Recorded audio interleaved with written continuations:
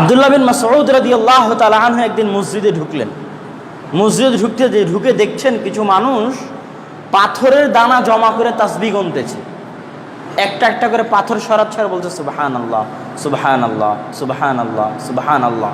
একসাথে 100টা পাথর গুনে নিয়েছে এক জায়গাতে, আর ওখান থেকে সুবহানাল্লাহ সুবহানাল্লাহ বলে একটা একটা করে সরাচ্ছে। তা আব্দুল্লাহ বিন মাসউদের এই দৃশ্য দেখে পায়ের রক্ত মাথায় উঠে গেছে। কেন? ওরা তো সাহাবী, ওরা তো সুন্নাত কি জিনিস বুঝে, বেদাত কি জিনিস বুঝে। পায়ের রক্ত মাথায় উঠে গেছে। তখন উনি বলছে, শোনো, রাসূল সাল্লাল্লাহু আলাইহি ওয়াসাল্লামের জুতা এখনো নষ্ট হয়নি, আমার বাড়িতে আছে। আল্লাহর রাসূলের জুতা এখনো নষ্ট হয়নি, আমার বাড়িতে আছে। আর এত দ্রুত তোমরা বেদাতের মধ্যে চলে গেলে, যেখানে রাসূল সাল্লাল্লাহু আলাইহি ওয়াসাল্লাম তার জীবদ্দশায় কোনোদিন, আল্লাহ রাসূলের যুগে কি পাথর ছিল না? ও তো মরুভূমি, পুরোই পাথর। আল্লাহ রাসূল তার জীবদ্দশায় কোনোদিন পাথর দিয়ে তাসবিহ গুনলেন না, আঙ্গুল দিয়ে তাসবিহ গুনলেন। আর আল্লাহ রাসূলের জুতা এখনো নষ্ট হলো না, তার আগেই তোমরা পাথর দিয়ে তাসবিহ গোনা শুরু করলে। বন্ধ করো এই বেদাত। টিকে থাকতে হবে আল্লাহ রাসূলের সুন্নাতের উপর। আল্লাহ রাসূল হাত দিয়ে গুনেছে, তোমার জাজবা থাকতে হবে আমি যদি মরি তাও হাত দিয়ে গুনবো। এটার নাম হচ্ছে ইমানি জাজবা। আর যদি দেখাতে পারো যে না আল্লাহ রাসূলও পাথর দিয়ে গুনেছে, সমস্যা নেই। কিন্তু আল্লাহ রাসূল যদি হাত দিয়ে গুনে থাকে, তাহলে তোমার আমার জাজবা থাকতে হবে যে আমি মরতে রাজি আছি, কিন্তু গুনবো কি দিয়ে? হাত দিয়ে। এর নাম রাসূলের সুন্নাতের অনুসরণ।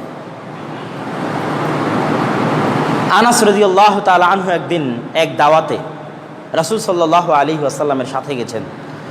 তো রাসূল সাল্লাল্লাহু আলাইহি ওয়াসাল্লাম খেতে বসে ইয়াতাতাব্বাউ, আল্লাহ রাসূল অনুসন্ধান করছেন লাউয়ের টুকরা। কিসের টুকরা? লাউয়ের টুকরা। খাবারের প্লেটের মধ্যে থেকে খুঁজে খুঁজে নিচ্ছেন। তখন আনাস রাদিয়াল্লাহু তাআলা আনহু বলছেন, ওই দিন থেকে আজ পর্যন্ত আমি লাউ খাওয়া ভালোবাসা শুরু করেছি। এই লাউ খাওয়ার ভালোবাসা তো অন্য কোনো কারণে নয়, রাসূল সাল্লাল্লাহু আলাইহি ওয়াসাল্লামকে খেতে দেখেছি এই জন্য। একদিন রাসূল সাল্লাল্লাহু আলাইহি ওয়াসাল্লাম সালাত আদায় করছেন। তো সালাতের মধ্যে জিবরাইল এসে আল্লাহ রাসূলকে বলছে, আপনার পায়ের জুতায় ময়লা আছে, জুতা খুলে ফেলেন। তো রাসূল সাল্লাল্লাহু আলাইহি ওয়াসাল্লাম সালাতের মধ্যে জুতা খুলে ফেলেছেন। ফাখালা জামিউ আসহাবিহি না আলাইহিম, তখন নাআলাহুম, সব সাহাবী আল্লাহ রাসূলের দেখা দেখি তাদের পায়ের জুতা খুলে ফেলেছে। সালাত শেষে রাসূল সাল্লাল্লাহু আলাইহি ওয়াসাল্লাম বলছেন, মা হামালাকুম, কি ব্যাপার, কি কারণ, কি কারণে তোমরা জুতা খুললে? আমাকে তো জিবরাইল বলেছে, তোমরা কেন খুললে?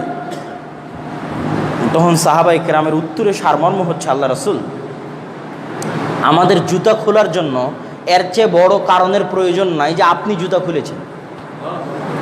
এর চেয়ে বড় কারণের প্রয়োজন আছে? এর চেয়ে বড় কারণের প্রয়োজন নাই তো। আপনাকে জুতা খুলতে দেখেছি, তার 1 সেকেন্ড যদি দেরি হয় আমাদের জুতা খুলতে, তাহলে আমাদেরকে অপরাধী মনে হবে। আপনার জুতা খোলার পরের যদি 1 সেকেন্ড দেরি হয় আমাদের জুতা খুলতে, তো আমাদের ঈমান এরকম যে আমাদের অপরাধী মনে হবে। আল্লাহ রাসূল খুললো, আমরা কেন খুললাম না? এটা হচ্ছে রাসূল সাল্লাল্লাহু আলাইহি ওয়াসাল্লামের সুন্নাতের অনুসরণে সাহাবীদের জাজবা।